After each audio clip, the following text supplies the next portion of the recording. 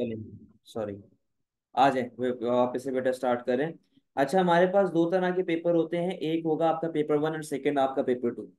अच्छा, paper one आपके pure MCQs होते हैं।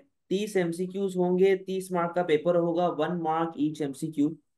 और ये 1 घंटे का पेपर है। 1 घंटे का मतलब कि आपको एटलीस्ट 2 मिनट देने हैं एक एमसीक्यू को।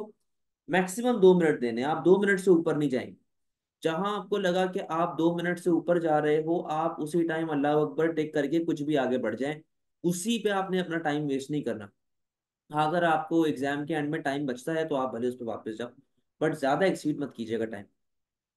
सेकंड, देखिए पेपर टू का पेपर पैटर्न चेंज हुआ है। अब ये 60 मार्क का पेपर आता है आपके पास। इसको करने के लिए आपको 2 घंटे मिलेंगे। अब से आपके पास 3 सेक्शन आएंगे, section A, section B, section C. Section A जो आपके पास होता है ना, वो आपका कंपलसरी सेक्शन होता है। मतलब इसमें कोई चॉइस नहीं होती, आपको वो करना ही करना है, भले कुछ भी हो जाए। ये डेटा रिस्पॉन्स होता है, केस स्टडी भी आप लोग इसको कह सकते हैं। ये डेटा रिस्पॉन्स होता है, केस स्टडी होता है, ये इस तरह कहानी चल रही होती है। 20 मार्क का क्वेश्चन। इसका जो लास्ट क्वेश्चन होता है वो डिस्कस बेस्ड क्वेश्चन होता है। तो आपको उसके अंदर 2 साइडेड जाना पड़ता है और दोनों साइड्स के बारे में बात करनी है। सेक्शन बी जो आपके पास है वो प्योर माइक्रो से आएगा। सेक्शन सी जो आपके पास है वो प्योर मैक्रो से आएगा। अच्छा, अगेन बेटा 2 क्वेश्चन आते हैं section B and section C के अंदर, आपको एक अटेम्प्ट करना होता है दोनों में, सही। अच्छा, ये 20 मार्क का क्वेश्चन होता है और ये भी 20 मार्क का क्वेश्चन होता है। अब ये 20 मार्क इस तरह एलोकेट हुए हुए होते हैं 8 एंड 12 के अंदर। अच्छा, अब जो 12 मार्क वाला पेपर जो क्वेश्चन होता है आपका, वो डिस्कस बेस्ड क्वेश्चन होता है, यानी कि आपको यहाँ पे इवैल्यूएशन देनी पड़ रही होती है। ठीक है, इसके अंदर पार्ट बी में आपको इवैल्यूएशन देनी पड़ेगी। अच्छा, और according to new paper pattern, conclusion आपका इन दोनों में आ रहा होगा। दोनों में आप कंक्लूजन से अपने आंसर को एंड करेंगे, जहां पे आप बताएंगे कि यार मेरे हिसाब से ये चीज बेस्ट, सही है। अब जरा इसकी मार्किंग को देख लेते हैं कि इसकी मार्किंग का क्या हिसाब किताब चलता है। यहाँ पे देखें, देखें paper two section B and section C की बात हो रही है। अच्छा, ये आपके पास 8 मार्क वाले क्वेश्चन की बात हो रही है, जो पार्ट ए होता है 8 मार्क वाला।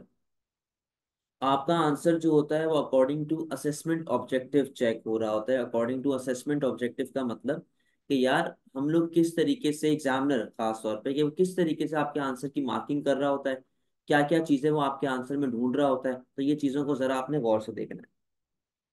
देखिए, अगर आपके आंसर में सिर्फ नॉलेज एंड अंडरस्टैंडिंग है, यानी कि आपने बेसिक नॉलेज दी हुई है, बेसिक चीजों के बारे में बताया हुआ है, आपने उसको प्रॉपरली एक्सप्लेन नहीं किया हुआ, डिस्कशन नहीं की हुई, या फिर आप जब नॉलेज लिख रहे होते हो, तो यहाँ पर आपको नॉलेज के कितने मार्क्स मिलते हैं? 3 मार्क्स। आपका आंसर AO1 ले चुका है। अगर आपने नॉलेज अंडरस्टैंडिंग दे दी, आपके आंसर में 3 मार्क आपको मिल गए। फर्दर 3 मार्क आपको कहाँ पे मिलेंगे? AO2 में। यानी कि जब आप एनालिसिस एंड एप्लीकेशन करेंगे। एनालिसिस एंड एप्लीकेशन का मतलब कि आप उसको केस के साथ लिंक कर रहे हो। This will lead to this, this will lead to this, ये सारा एनालिसिस कहलाया जाता है। जब आप इनको एक साथ लेके चलेंगे, तो ये आपके पास क्या आ जाएगा बेटा? AO2 आ जाएगा, और आपको फर्दर यहाँ पे 3 मार्क्स मिल जाएंगे। 2 मार्क किसके? इवैल्यूएशन के। जब आप 2 साइडेड हल्का सा जाएंगे, पार्ट ए में इतनी ज्यादा जरूरत नहीं होती, बट आप थोड़ा सा तो 2 साइडेड जाएंगे ना, क्योंकि आपको एंड में कंक्लूजन देना है। तो जब आप इवैल्यूएशन वगैरह देने जाएंगे, तो वहां पे आपको फर्दर 2 मार्क मिल जाएंगे, सही। Now coming towards part B, जो कितने मार्क का क्वेश्चन है? 12 मार्क का क्वेश्चन। अच्छा, अब से एग्जामिनर आपके 12 मार्क वाले क्वेश्चन में भी नॉलेज एंड अंडरस्टैंडिंग मांगता है। यानी कि उसने 2 मार्क नॉलेज एंड अंडरस्टैंडिंग के लिए एलोकेट कर दिए साइड में, कि यार अगर बच्चे ने नॉलेज या एप्लीकेशन दी हुई है, अंडरस्टैंडिंग दी हुई है, मैं उसको 2 मार्क देता हूँ, सही। AO2, AO2 में क्या दो चीजें आती हैं? Analysis and application. Analysis and application का मतलब कि यहाँ पे कितने मार्क का आप मिलेंगे? 6 मार्क। अगर आपके आंसर में प्रॉपर एनालिसिस है, प्रॉपर एप्लीकेशन है, प्रॉपर आप चीजों को लेके चल रहे हो, कितने मार्क मिल जाएंगे? 6 मार्क मिल जाएंगे। अच्छा, एग्जामिनर ने 4 मार्क इवैल्यूएशन के लिए साइड में कर दी। अब बच्चों का एक बड़ा गलत मिसकंसेप्शन होता है कि इवैल्यूएशन का मतलब है कंक्लूजन। इवैल्यूएशन का मतलब कंक्लूजन नहीं होता। इवैल्यूएशन का मतलब है कि जब आप एक पॉजिटिव बात कर रहे हैं तो आप उसके अगेंस्ट भी तो बात करो अब। हाउएवर, या फिर ऐसा नहीं हो सकता, लाजमी नहीं है कि ऐसा हो, तो इससे क्यों नहीं हो सकता, यानी कि नेगेटिव बातें भी तो जब आप बताते हैं ना, तो वो थ्रू आउट आपकी इवैल्यूएशन आ जाती है। अच्छा जी, कंक्लूजन की बात कर लेते हैं। जब आप इवैल्यूएशन देंगे, डिस्कस करेंगे, आपको कंक्लूजन भी देना पड़ेगा। कंक्लूजन में आप बताएंगे आपके हिसाब से क्या बेस्ट है। अब आप बार बार तो आप अपने आंसर को ऐसे खाली तो नहीं छोड़ सकते ना। तो अब यहाँ पे बेटा कंक्लूजन के लिए एग्जामिनर ने 3 लेवल्स बना दिए।